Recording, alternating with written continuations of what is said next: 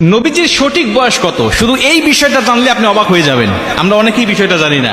জিবরাইল আলাইহিস সালাতু ওয়াস সালাম একবার নবীকে জিজ্ঞেস করলেন, ইয়া রাসূলুল্লাহ, আপনার সঠিক বয়সটা কত একটু বলেন তো। নবীজি বলছে, আমার বয়সের কথা থাক, পরে বলি, আগে তোমার বয়সটা কত একটু বলো। জিবরাইল আলাইহিস সালাতু ওয়াস সালাম তিনি বলছেন, ইয়া রাসূলুল্লাহ, সঠিক করে আন্দাজ আমি বলতে পারবো না, নির্ধারিত করে বলতে পারবো না যে আমার বয়সটা কত, তবে একটা ঘটনা যদি আপনাকে আমি বলি তাহলে আপনি আন্দাজ করে নিতে পারবেন যে আমার বয়সটা কত। নবীজি বলছে, বলো তো দেখি তুমি কোন ঘটনা শোনাতে চাও। তিনি বলছে, ইয়া রাসূলুল্লাহ, আল্লাহ রাব্বুল আলামিন আরশে আজিমের নিকট একটা তারা উদিত হতো। আমি জন্মের পর পরে দেখেছি সেই তারাটা উঠতো, আর একবার উদিত হলে এই তারাটা ৭০,০০০ বছর পর্যন্ত উদিত থাকতো, এ অস্ত যেত না। আবার ৭০,০০০ বছর পরে যখন অস্ত যেত, এই অস্তবিত হওয়ার পরে সে ৭০,০০০ বছর পর্যন্ত অস্তবিত থাকতো, সে উদিত হতো না।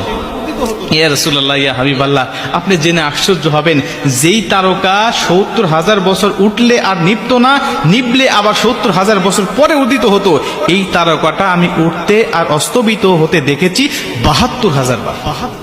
আমরা অনেকেই এই ঘটনা শুনলে পরে অবাক হয়ে যেতাম, আরে তাহলে এত বয়স তার, জিবরাইল আলাইহিস সালাতু ওয়াস সালামের এত বয়স, যে ৭০,০০০ বছর পর যেই তারকা উদিত হয়, আবার ৭০,০০০ বছর পরে যেই তারকা অস্তবিত যায়, এই তারকা নাকি উদিত হতে আর অস্তবিত যেতে সে দেখেছে ৭২,০০০ বার। তাহলে কত লক্ষ হাজার বছর বয়স তার।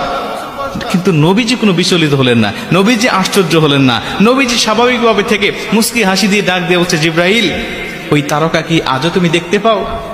জিবরাইল বলছে, ইয়া রাসূলুল্লাহ, না, আমি আর দেখতে পাই না। নবীজি বলছে, ওই তারকাটা অন্য কেউ নয়, ওই তারকাটা ছিলাম আমি নবী, আমি নবীর নূর সেখানে উদিত হতো।